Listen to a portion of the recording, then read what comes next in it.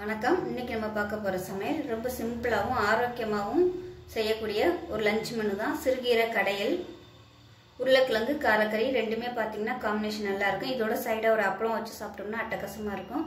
வாங்க அதை எப்படி செய்யலாங்கிறத பார்க்கலாம்.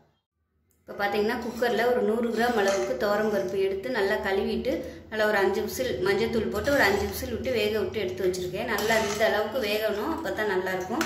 இப்போ இதில் வந்து கீரையை சேர்த்துக்கலாம். கீரை வந்து நல்லா கழுவிட்டு எடுத்து வச்சுருக்கேன், அதை சேர்த்துக்கலாம். அதில் நீங்கள் துவரம்பருப்பு அதில் பாசிப்பருப்பு சேர்க்குறதுனாலும் சேர்த்துக்கலாம். இப்போ இது வந்து நல்லா கொதிக்கட்டும். இந்த கீரை வந்து வேகணும். தண்ணி வந்து நான் ரொம்ப ஊற்றலை, ஏன்னா திருப்பி நம்ம எல்லாத்தையுமே கடைய போகிறதுனால தண்ணி வேஸ்ட்டாக போயிருங்கிறதுனால நான் வந்து ஊற்றலை. தேவைப்பட்டால் கொஞ்சமாக தண்ணி ஊற்றிக்கலாம். 1/2 டம்ளருக்கு மட்டும் தண்ணி சேர்க்குறேன். ஏன்னா கீரை சுருங்கிருச்சுன்னா உங்களுக்கு அப்படியே வற்றி போயிடும். கொதிக்கட்டும். அது கீரை வந்துட்டு இருக்கையில் கொஞ்சமாக மஞ்சத்தூள் சேர்த்துக்கலாம். பருப்பு வேக வைக்கும்போது மஞ்சத்தூள் சேர்த்துருக்கேன், பத்தலை, அதனால கொஞ்சமாக மஞ்சத்தூள் சேர்த்துக்கலாம்.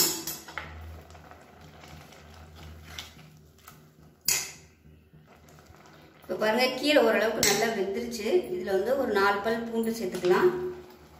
ஒரு கைப்பிடி அளவுக்கு பொடியாக நறுக்குன வெங்காயம் சேர்த்துக்கலாம்.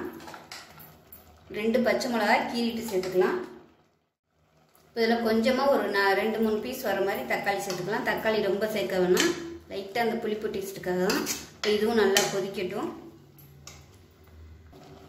வெங்காயம் தக்காளி பூண்டு எல்லாமே நல்லா வெந்துருச்சு. இதை வந்து அமர்த்திட்டு ஆற விட்டுட்டு இதை வந்து கடைஞ்சிக்கலாம். மத்து இருந்தால் வச்சு கடைஞ்சிக்கோங்க. நான் வந்து என்கிட்ட மத்து இல்லாதனால இது ஆறுனதுக்கப்புறம் நான் மிக்சியில் போட்டு ரொம்ப நைஸாக அரைக்காமல் கொஞ்சம் குறப்பாக எல்லாத்தையும் போட்டு அரைச்சி எடுத்துக்கலாம். சூடோட போட்டிங்கன்னா முகத்தில் தெரிக்கும், அதனால் ஆற விட்டுட்டு மிக்சியில் சேர்த்து நரன்னு அரைச்சி எடுத்துக்கலாம்.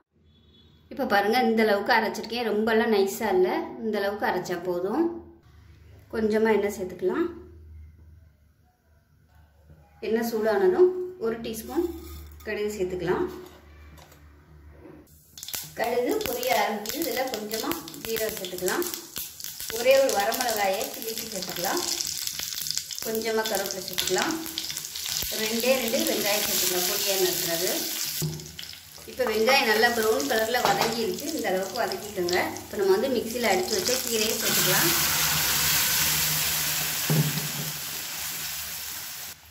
இப்போ மிக்சியில் இருந்த தண்ணி கொஞ்சமாக சேர்க்குறேன்.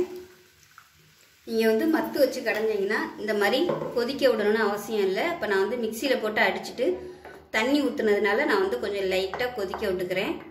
இல்லைன்னா நீங்கள் டைரெக்டாக அப்படியே ஊற்றிட்டு தாளிப்பு வந்து அப்படியே அந்த கடையில் வந்து ஊற்றிடலாம். ஊற்றிட்டு மிக்ஸ் பண்ணிங்கன்னா முடிஞ்சிடும். இப்போ வந்து லைட்டாக கொதிக்க ஆரம்பிக்கட்டும். கொதிச்சதுக்கப்புறம் அமர்த்திக்கலாம். கரெக்டான அளவில் இருக்குது. சாதத்தில் போட்டு பரட்டி சாப்பிட்றதுக்கு நல்லாயிருக்கும்.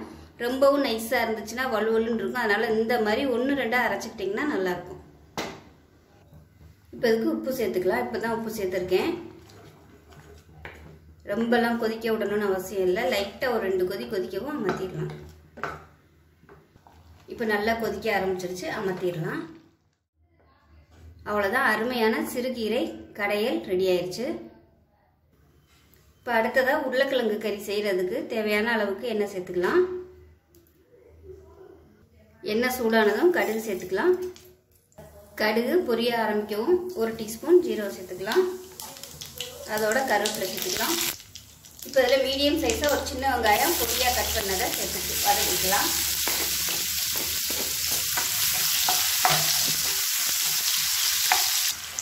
இப்போ இதில் உப்பு சேர்த்துக்கலாம். வெங்காயம் நல்லா வதங்கிடுச்சு. 1/2 டேபிள் ஸ்பூன் தனியாத்தூள், 1 டேபிள் ஸ்பூன் மிளகாத்தூள், 1/4 டேபிள் ஸ்பூன் மஞ்சத்தூள், 1/4 டேபிள் ஸ்பூன் கரம் மசாலா. இதை சேர்த்துட்டு ஒரு பரட்டி விட்டுக்கலாம். பரட்டி விட்டு மீடியம் சைஸாக ஒரு தக்காளி நல்லா பொடியாக கட் பண்ணதை சேர்த்துக்கலாம். தக்காளி நல்லா மசிகிற அளவுக்கு வதக்கணும். 1/4 டேபிள் ஸ்பூன் இஞ்சி பூண்டு பேஸ்ட் போட்டு வதக்கிக்கலாம். முன்னாடியே சேர்க்குறதுனாலும் சேர்த்துக்கலாம். நீங்கள் இஞ்சி பூண்டு பேஸ்ட்டோட பச்சை வாசனை போனதுக்கப்புறம் கொஞ்சமாக தண்ணி ஊற்றிக்கலாம். ஒரு 1/4 டம்ளர் அளவுக்கு.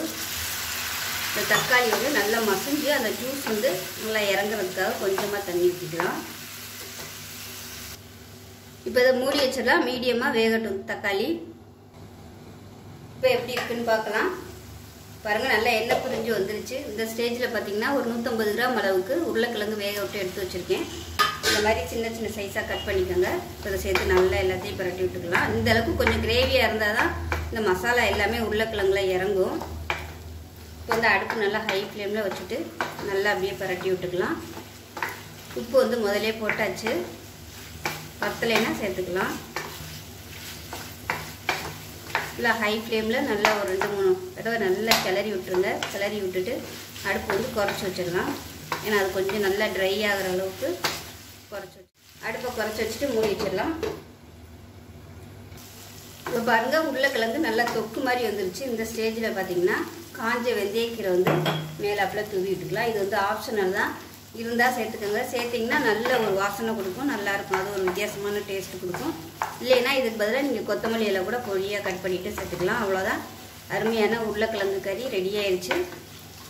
ஸோ இந்த கீரை கடையலுக்கும் இந்த உருளைக்கிழங்குக்கும் சூப்பராக இருக்கும் காம்பினேஷன். வேணும்னா சைடாக வந்து ஒரு அப்பளம் வந்து வச்சுக்கலாம், நல்லாயிருக்கும். அமர்த்திக்கலாம் இப்போ கேஸை. பாருங்கள், ஒரு சிம்பிளான லஞ்ச் மெனு ரெடி ஆயிடுச்சு. சிம்பிளாகவும் ரொம்ப ஆரோக்கியமாகவும் இருக்கும். உருளைக்கிழங்கு காரக்கறியும் சிறுகீரை கடையலும் சூப்பராக ரெடி ஆயிடுச்சு. ஸோ இந்த வீடியோ பிடிச்சிச்சுன்னா லைக் பண்ணுங்கள், கமெண்ட் பண்ணுங்கள், சேனலை சப்ஸ்கிரைப் பண்ணுங்கள், பக்கத்தில் உள்ள பெல் பட்டனை ப்ரெஸ் பண்ணுங்கள்.